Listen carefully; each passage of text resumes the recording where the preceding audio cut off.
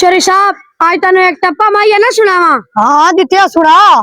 कालिच दई माइया ते जदन दा जमया है मुंह धोता ही नहीं माइया। अब अक्कू जल्दी जल्दी लकड़ी काट, हुक्के आग ही मरी पई है। लकड़ी काट के मैंने हुक्का बखा दे, जल्दी कर।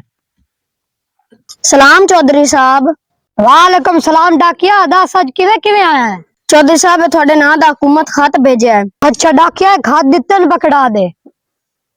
चौधरी साहब इत्थे दस्तखत कर दियो। चौधरी साहब डाकिया कोले तो पढ़ लेना सी भी खाते च की लिखा है। और अदे दित्या खत मैं आप ही पढ़ लेना, इंदे च की लिखा होया है।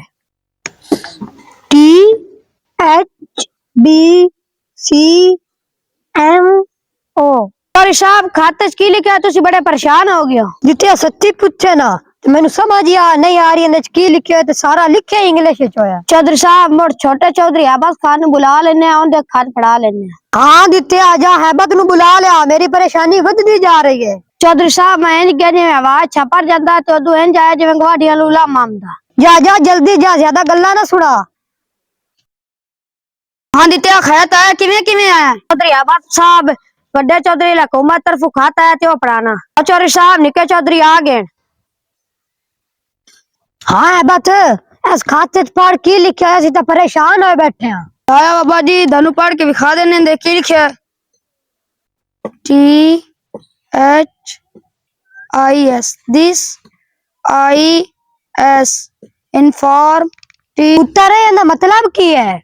अब्बा जी पता नहीं है मतलब की है। चौधरी साहब किदे अपन पुलिस तो नहीं पकड़ा नमदी पी है? अपन पुलिस पकड़न आ रही है? चुक्को फिर मंजिया पीड़िया तो नस चली गई। ओ शौकिया जल्दी आ, सामान चौक ले।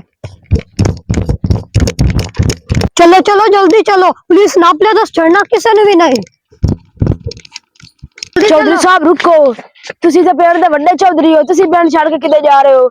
उत्तर है तू इस खाते चापे पढ़ ले सी, पेड़ छड़ के क्यों जा रहे हैं? This is inform to all village that school admission are open। Chaudhary साहब इनका मतलब है कि नए साल दे सरकारी स्कूल दाखिले खुल गए ने ते अपने अपने बच्चों ਨੂੰ स्कूल दाखिल कराओ। हाय सीता एवें डर गए सी। अब्बा जी तुसी मैनू बचपन च स्कूल भेज देंदे, आ तेरा तो मेरे स्पेंड मजाक ना बनदा। हाँ पुत्र तू बिल्कुल ठीक कह रहा है। चौधरी साहब जो गलतियां हो गईयां इन्हां गलतियां नूं ठीक करने वास्ते आज ही पिंड दे विच ऐलान करो कि अपने बच्चों ਨੂੰ स्कूल दाखिल कराओ। पुत्र है तेरा ते मेरा वादा हो गया कि इस पिंड दा हर बच्चा हुण सरकारी स्कूल दे विच पढ़ेगा।